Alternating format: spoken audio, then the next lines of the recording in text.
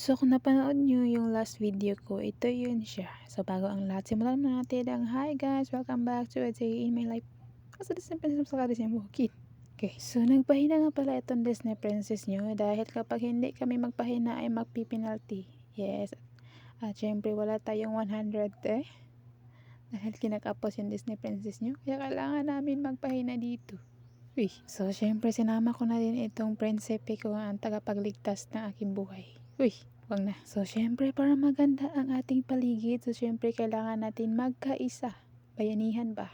Ganun. So ang ginamit ko dito ay kinakamay ko lang siya. Tapos itong prinsipe ko. So ginamitan niya ng itak dahil matigas to. Nasintigas ng ulo niya.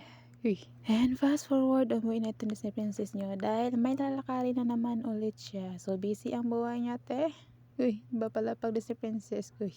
So dito hindi ko na pwedeng sabihin dahil may mga bagay talaga na tayo lang talaga nakakaalam at may mga bagay din na pwede nating i-share kay Heart. So dito, ako lang nakakaalam. Uy. And pagkatapos ko maglakwat sa nakauwi na din ulit ako ng bahay. So ito, konting orahan lang muna na para bang kinaliti siya. Uy. So dito pagpasensyahan nyo na yung kamay ko dahil ito yung time na araw-araw pa kami natanim ng palay tapos hindi ko pa siya pwedeng linisin dahil madudumi ulit. Okay. So yan, nagbili nga pala kami ng banana cue tapos ayun, pag uwi ko kumain ako dahil nagutom na si princess nyo tapos kumain din itong mga alaga ko. Okay.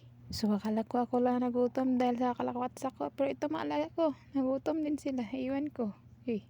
But anyway, na-miss ko yung araw na gumigising na maaga para magtrabaho o kahit saan magpunta. Uy, COA. So dito nakaka-feel ako ng maganda. So sabi ko, gusto kong lumabas tapos videohan mo ako. So inala ko itong prinsipe ko.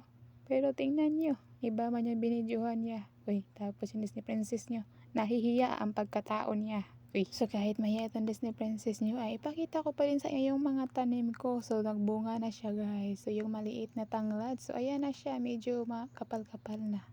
Uy. Tapos may luya din dyan. Tapos meron pa yung alikway. Hindi ko alam kung anong tawag dun sa Tagalog. Maliit pa yan. Pero ngayon hindi ko lang siya kukuhanan. Baka magtampo. Uy. Parang Disney Princess nyo.